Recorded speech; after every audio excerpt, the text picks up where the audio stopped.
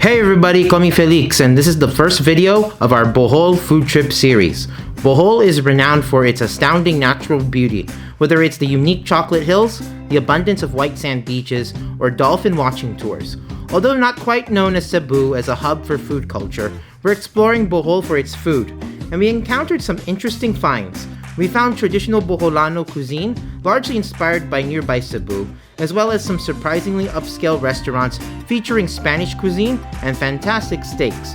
We came to see the tarsiers, the world's smallest primate, but one of us stayed to eat mealworms with the indigenous community. Stay tuned for more of our food adventures from Bohol, as well as some of our traveling escapades through the province. So this is a good time to ask you to subscribe for more of our videos, as we have plenty of adventures to share. Our first stop on our Bohol food trip was actually at the Bohol bee farm, but yours truly accidentally deleted the restaurant review footage. So, our series truly begins the next day at a long-running Filipino-Chinese restaurant in the provincial capital of Bohol, Tagbilaran City, called Gerarda's Family Restaurant. Although there are a few branches of Gerarda scattered around Bohol, we're at the original location, a restored ancestral home-turned restaurant, and the hominess of the place shows in its many family and cultural mementos. Gerarda's menu features quite a range of Filipino-Chinese and traditional Filipino dishes, starting off with their best-selling seafood Kare Kare, chock full of squid, mussels, fish, and crab, as well as crispy tadyang or crispy beef ribs and Chinoy comfort food, from fried rice and Chow Mein to Chow Pot chin, a dish similar to chop suey. Even Ilocano food is represented on the menu, and curiously enough, Dinakdakan is one of the more popular mainstays on Gerarda's menu. Dinakdakan to me is basically an Ilocano version of sisig with a variance of texture and temperatures, augmented with the creaminess of pork brain. The interpretation of Gerarda's Dinakdakan isn't quite recognizable to some Ilocanos, like my assistant Morin, as it mainly features crispy pork with fresh tomatillos. Did we find this remix of Dinakdakan to be as tasty as it is novel? Well, keep watching to find out. Alright everyone, we are at Gerarda's family restaurant in the town of Tagbilaran, Bohol. And this is part of our food tour here. We're dining on some Filipino-Chinese specialties. Well, there's like Chow Mein here, and there's some Shanghai fried rice. So that gives you like... but they have a wide range of dishes, and the more curious thing is, for us from Ilocos, is they have Dinakdakan on the menu. You don't really expect that here in Bohol, but there you go. And this here is a big pot of seafood Kare Kare, one of the best sellers. I think I've said on the blog how much I don't really like Kare Kare. But you assured me it's the best seller and it's really delicious. I'll be the judge of that. The soup here is kind of, how should I say it? Kind of has like a gravy-like consistency. Like almost like a stew consistency. And you'll notice there's no bagoong on the side. Yeah, it's a little bit weird. But you eat it like a soup. You could eat it with rice, of course, but we're not gonna do that. It's almost like in a soup form. And then they have this cracker for the crab here. So there's a good sized crab in there. There's some whole prawns, head on, shell on, and lots of squid rings. Let's try the soup out first.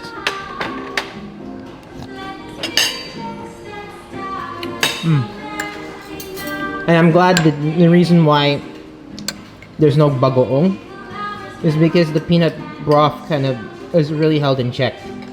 It almost tastes like really fresh peanut.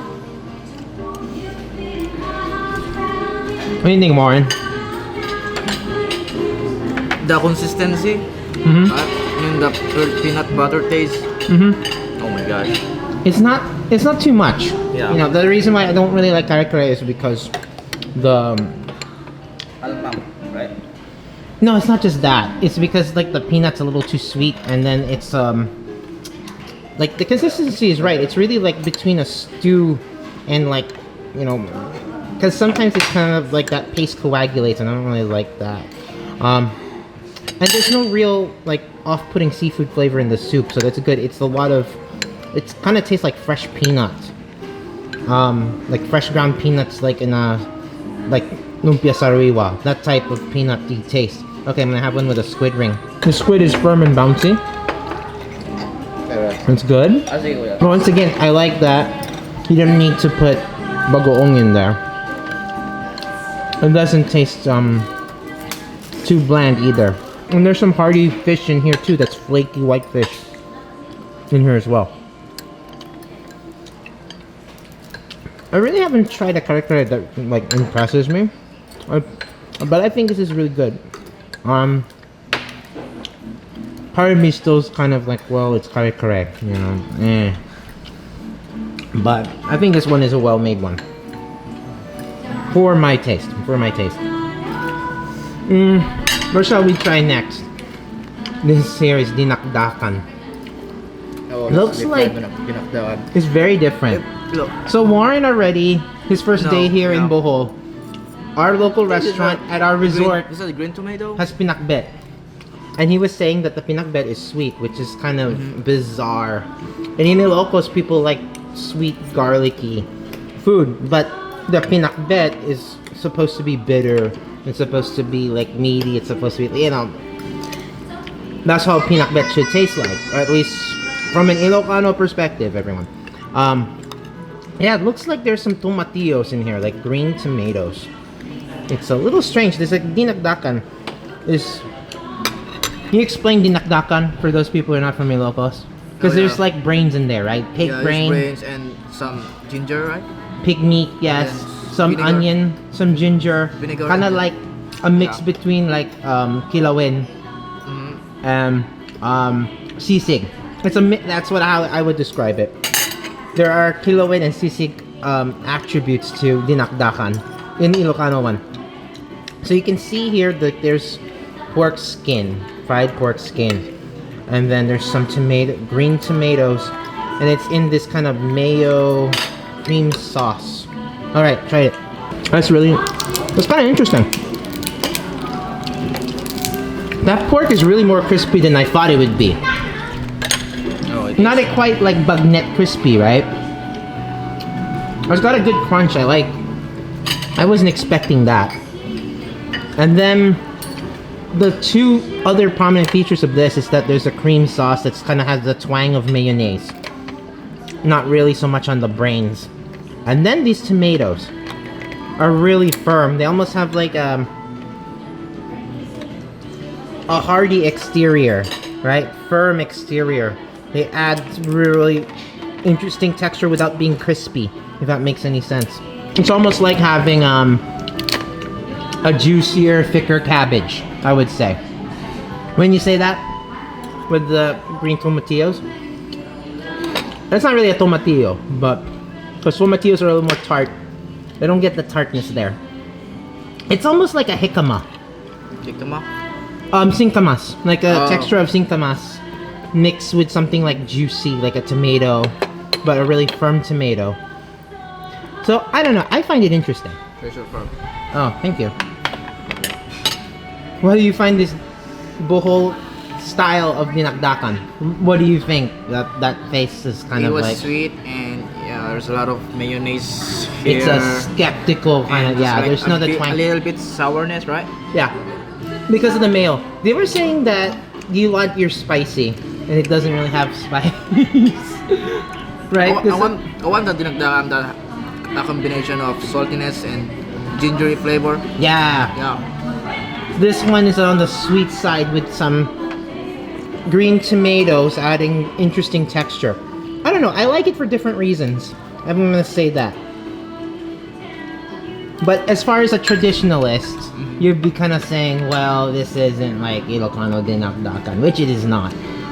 Yeah. But it's an interesting interpretation nonetheless. I'm gonna say that. But I'm not being diplomatic, people. I do like the dish.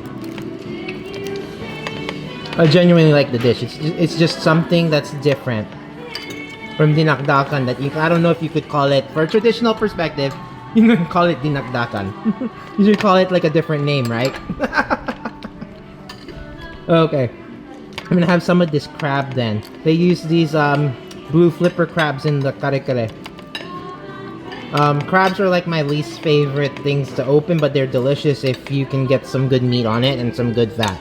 I think it plays nice with it's like gentle crab flavor with that, you know, like I said, it's kind of like a lumpia, sariwag, peanut gravy taste. It tastes like fresh roasted peanut, which is good. That's good. Okay, I'm gonna move on to this is crispy tadyang, crispy beef rib. I take it with the vinegar.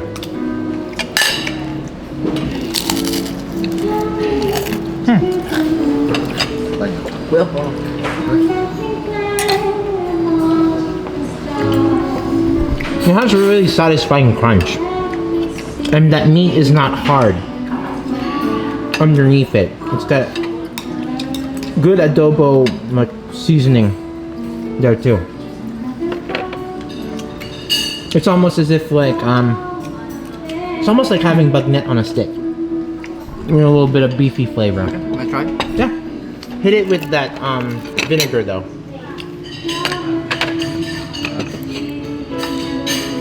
So I appreciate that, like the meat, yeah, it's nice crunchy. And the meat underneath is not too overdone, which is good. It's about right. Yeah, it's crunchy. Yeah, and the meat, and then the meat is also, you know, not overdone. Because sometimes when I like think of a dish like this with like crispy beef ribs, fried beef ribs, you run the risk of frying it just even like 30 seconds too long. You left it in there for too long and it becomes hard, which this is not. Really crunchy. I like it.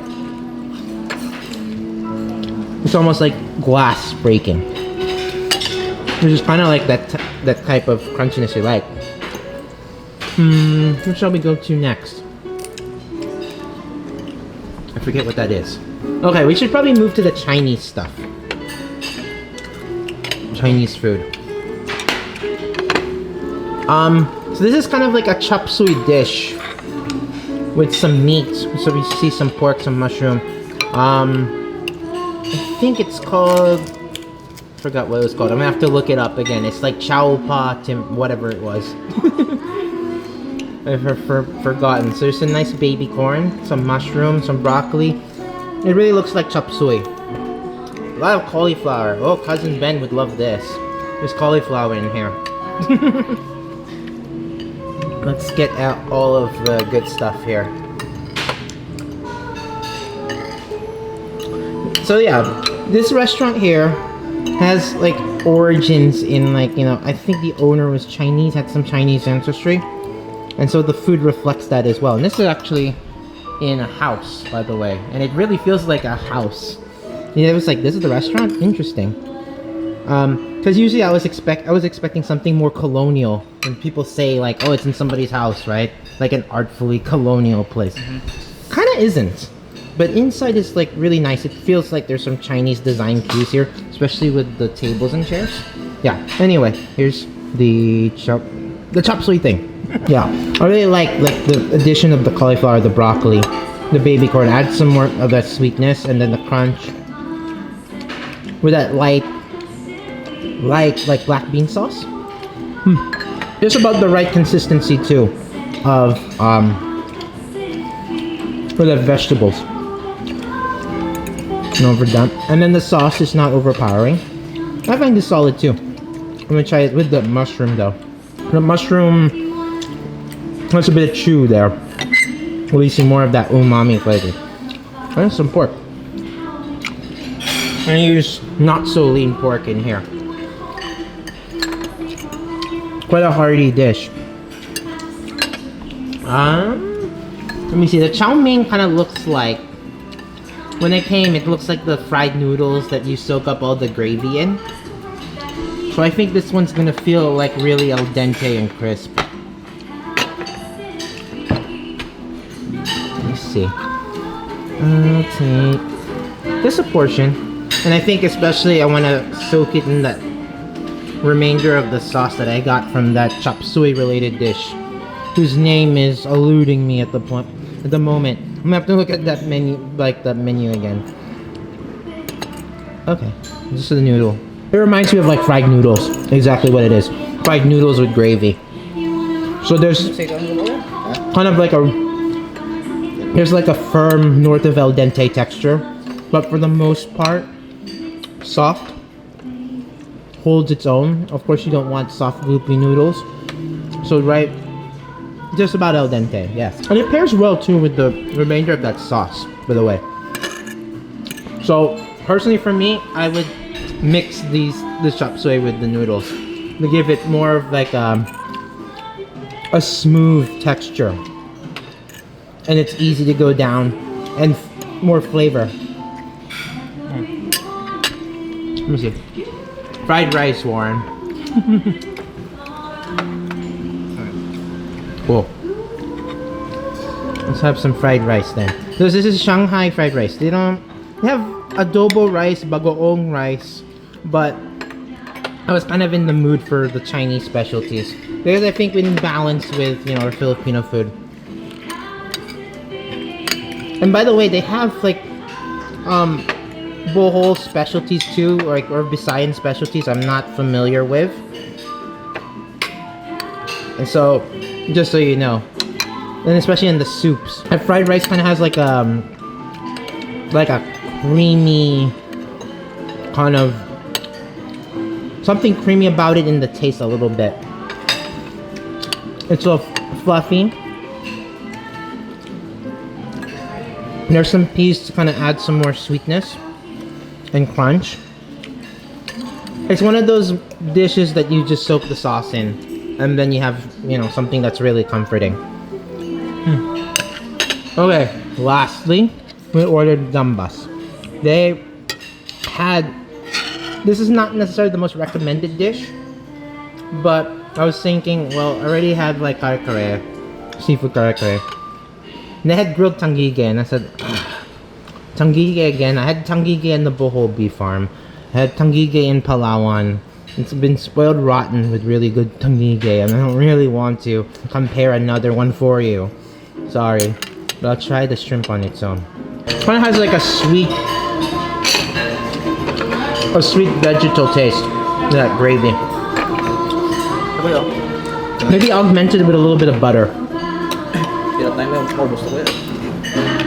But I like mine, like whenever I think of gambas, I always think of the Spanish type with garlic and pepper, garlic and chili. This one's more on the bland side, but the shrimp are nice and plump though. Kind of like, it has the same ingredients as the chop suey. So, nothing really stands out for me, but the Dinakdakan I would say is really interesting. It's an interesting interpretation. And then crispy tadyang, my favorite of the dishes here. What do you say, Warren? This one? Yeah, this is my favorite of the bunch. Yeah. This one. I'm still cannot be convinced about seafood Kare Kare, sorry. But this is, I like it's more of a fresh peanut sauce that I like, and it's not overbearingly sweet. So that is good also. Alright, I'm gonna move on to other things, maybe dessert? I don't know. Back in a bit. Next time on our Bohol food trip, we head back to our home base of Panglao Island, and we're visiting one of the main natural attractions Bohol has to offer, a natural cave pool known as Dinakdakan Cave. It was a nice photo session for my assistant Warren with our guide's neat camera tricks, but for me it was an unnerving one because, well, I'm catanophobic, as in I don't like caves one bit. I had to sing a song to myself to cope with hanging out inside a cave. After our stop at Dinakdakan Cave, we were heading south for Alona Beach, the main beach hub of activity on Panglao Island, to dine at a Spanish fine dining restaurant that has weathered the pandemic and the recent super typhoon to keep its doors open. You don't want to miss the next part of our Bohol food trip, as we had one of the most memorable meals we had during our Bohol stay, enjoying the myriad of hearty Spanish tapas. And so, if you like this video, please give me a thumbs up, as that helps a lot. And better yet, subscribe for more of our food and travel adventures to come. Until the next time, keep cool but care, and remember, the empire never ended.